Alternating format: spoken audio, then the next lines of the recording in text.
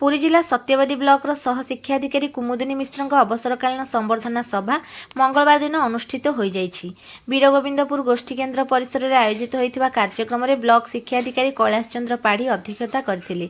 पुरी जिला शिक्षाधिकारी भवम प्रधान मुख्य अतिथि भाव योगदान करथिबा बेले सत्यवादी ब्लॉक सह शिक्षाधिकारी मूसा मल्लिक, आठगड़ ब्लॉक पूर्वतन शिक्षाधिकारी कार्तिक चंद्र बेहेरा, डेलांग ब्लॉक प्राक्तन शिक्षाधिकारी निरंजन पात्र, सत्यवादी ब्लॉक प्राक्तन सह शिक्षाधिकारी कृष्णचंद्र उपाध्याय, राज्य प्राथमिक शिक्षा फेडरेशन सभापति धीरेन कुमार पट्टनायक, महासचिव चारुलता महापात्र, पुरी जिला प्राथमिक शिक्षक यूनियन सभापति पुरुषोत्तम प्रधान और संपादक शिवदत्त नायक प्रमुख सम्मानित अतिथि भाव योगदान करथिले। संबर्धना सभारे राज्य जिला और ब्लॉक स्तर शिक्षक नेतृमंडली समेत श्रीमती मिश्र बहु शुभेच्छु और आत्मीय स्वजन मध्य उपस्थित थिले।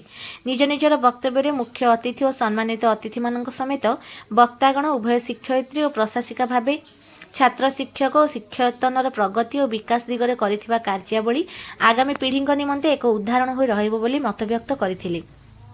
एही भव्य कार्यक्रम को शिक्षक करुणाकर प्रधान और शिक्षयित्री सुजाता देवी संयोजना करथिले। सत्यवादी ब्लॉक शिक्षाधिकारी कार्यालय कर्मचारी वृंद, आंचलिक साधन केन्द्र संयोजक वृंद एवं ब्लॉक शिक्षक संगठन कर्मकर्तागण उत्सव में अशेष सहयोग प्रदान करथिले। सर्वोपरि शिक्षक मृत्युंजय महापात्र, बसंत कुमार स्वाईं, सत्यजित जेना, सुनील बेहेरा एवं किराणी लोकनाथ मिश्र सक्रिय सहयोग कार्यक्रम को अधिक सरस सुंदर करथिला।